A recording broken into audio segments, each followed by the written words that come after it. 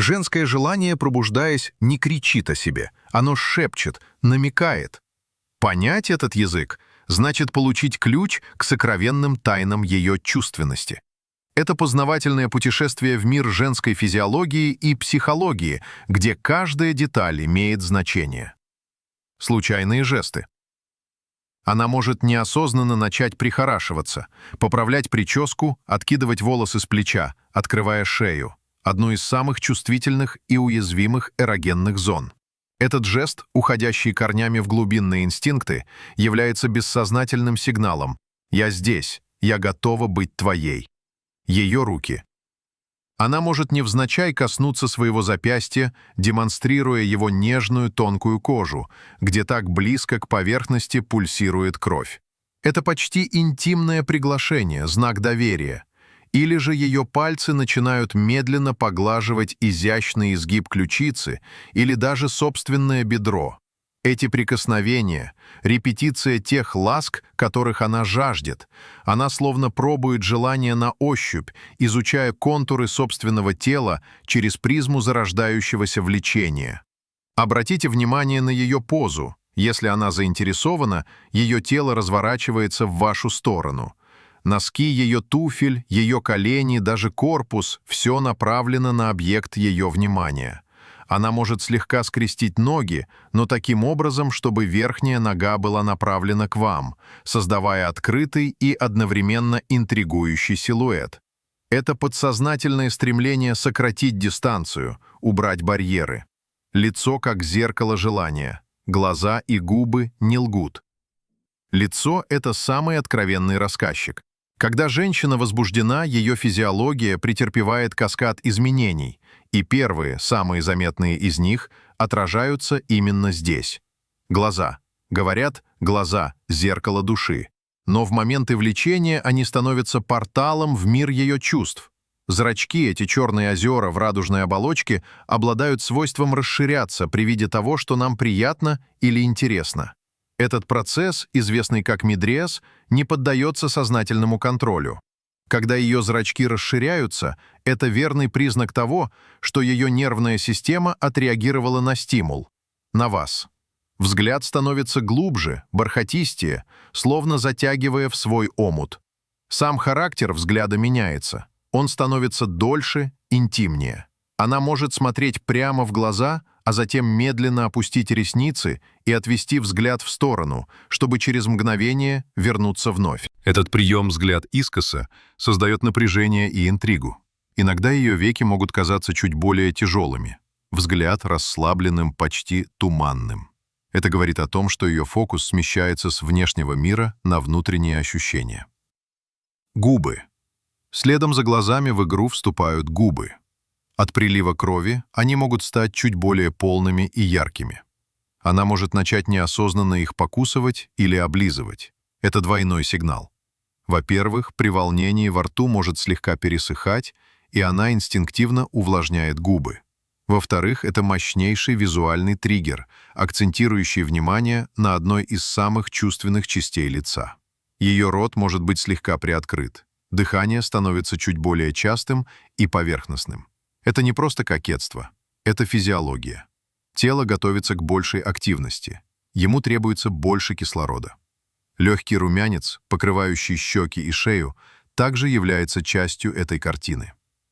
Этот феномен, известный как сексуальный румянец, вызван расширением капилляров под кожей. Кровь приливает к поверхности, делая кожу теплее и чувствительнее. Мелодия тела, грудь и соски.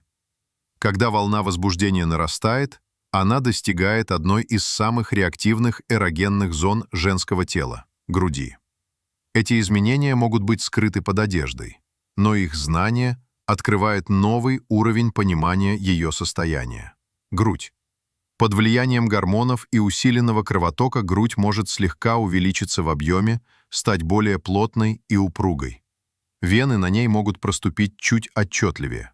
Это явление – часть общего процесса вазоконгестии или кровенаполнения тканей, которая является фундаментальной физиологической реакцией на сексуальные стимулы.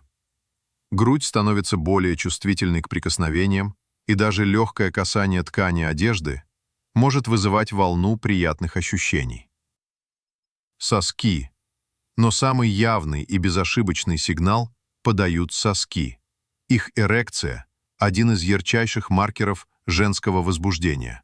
Вопреки распространенному мнению, этот процесс не связан с кровенаполнением, как у мужских гениталий. Внутри соска и ареолы, пигментированного кружка вокруг него, находятся крошечные мышечные волокна. При возбуждении эти мышцы сокращаются, заставляя сосок твердеть, заостряться и становиться более выраженным. Ареолы также могут набухать. Этот рефлекс не поддается контролю и является прямым ответом нервной системы на психологическую или физическую стимуляцию. Затвердевшие соски, проступающие сквозь ткань блузки, это безмолвное, но оглушительное заявление о ее желании. Их чувствительность в этот момент возрастает многократно, превращая их в эпицентр удовольствия. Эпицентр. Страсти. Тайны женской географии. Самые сокровенные и мощные изменения происходят в центре ее женственности, в области половых органов. Это сложный и идеально отлаженный механизм, который природа создала для удовольствия и продолжения рода.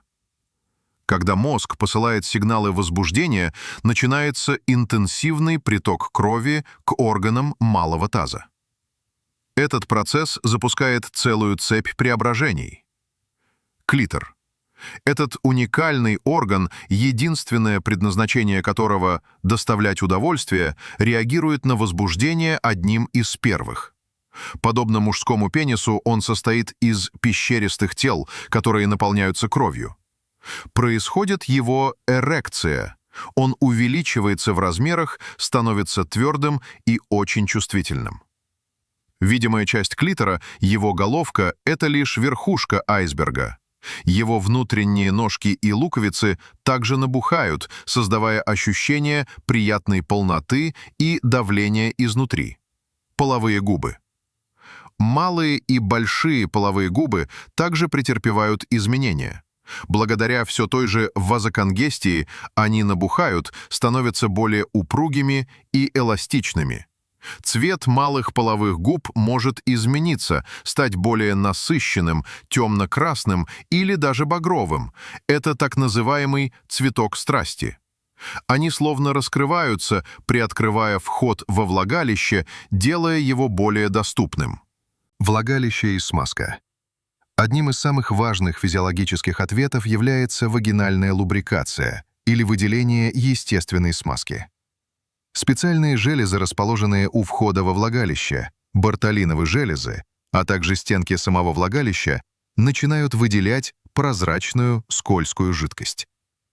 Этот процесс абсолютно рефлекторен и жизненно важен для комфортного и приятного проникновения. Одновременно с этим меняется и само влагалище. Его верхние 2/3 расширяются и удлиняются, создавая больше пространства, в то время как нижняя треть, наоборот, слегка сужается за счет кровенаполнения окружающих тканей. Этот эффект создает так называемую оргазмическую манжетку, которая плотнее обхватывает пенис во время акта, усиливая ощущение для обоих партнеров. Все тело женщины в этот момент превращается в единый, резонирующий инструмент. Дыхание учащается, сердцебиение ускоряется, мышечный тонус повышается. Она может непроизвольно выгибать спину, подавать таз вперед, сжимать мышцы бедер. Каждое движение, каждый вздох, каждый взгляд — это часть великого танца желания, инстинктивного и прекрасного в своей откровенности. Понимание этого языка не только обогащает сексуальный опыт, но и способствует глубокому эмоциональному единению, где слова становятся излишни, а тела говорят на универсальном языке страсти.